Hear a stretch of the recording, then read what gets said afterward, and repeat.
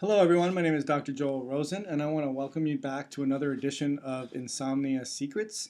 And today I want to do a case study. Actually, I had a patient that I hadn't seen for 2.5 years, and she came back to my office today and she wanted to see a copy of her test that we've done in the office because she is going to see a neurologist because she is just unable to sleep. A lot of the other stuff that she was dealing with had gone away, like brain fog and gastrointestinal problems, so she says, but she was just saying now her biggest problem is the fact that she can't sleep. So what I wanted to do was I wanted to go over the report of what I found with her saliva samples and her food sensitivity testing and her blood work to show why, from a functional medicine and a nutritional approach, why she was not sleeping, and potentially why when she goes to the neurologist and has CT studies done and MRIs or EMGs or EEGs or XYZs, when she has all those done, potentially nothing's going to come back. So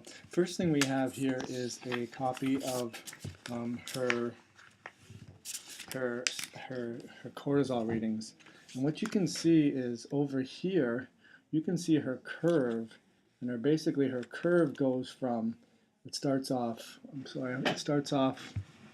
really low and then goes really high. So it should start off in that gray shaded area. It should go all the way down.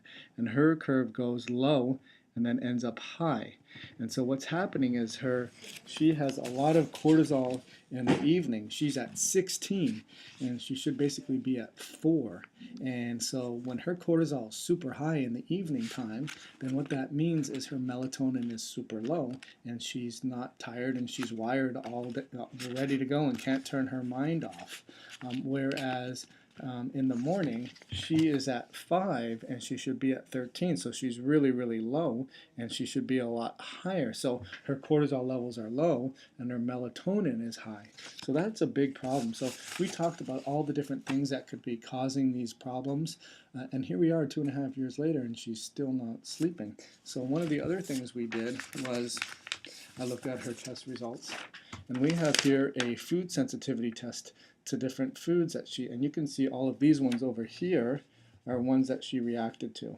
And so she has reacted to casomorphin and milk butyrophin. So what that means is she has a dairy sensitivity. Every time she drinks dairy or milk or cheese or ice cream or yogurt, she has an inflammatory reaction.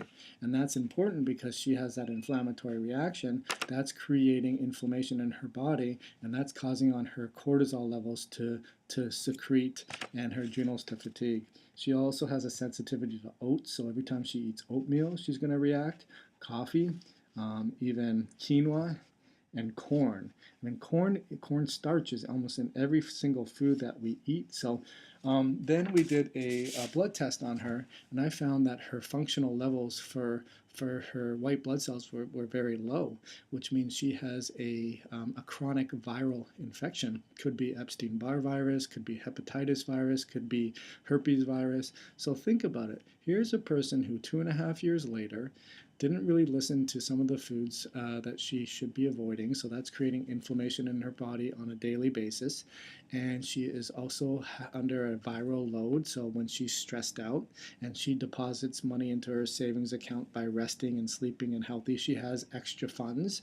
But when she has a stressful day, she withdraws a lot of extra cortisol funds and she's floored and she can't sleep. And so in her case, her total cortisol load wasn't actually too bad. It was 33, and it should be between 22 to 46. So she's got enough cortisol to get her through the day.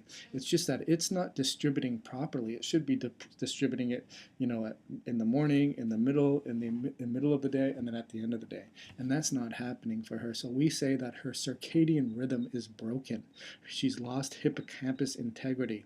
She can't remember very well. She has potentially increased thirst.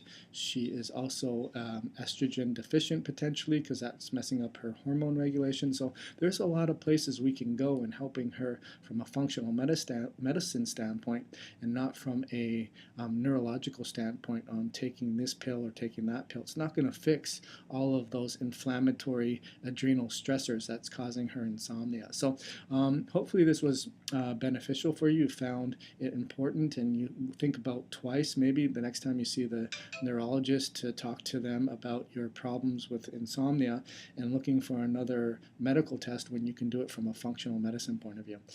Call my office and ask us about our 2-day insomnia startup special, and I look forward to seeing you. Our office number is 561-883-0090. Thank you so much.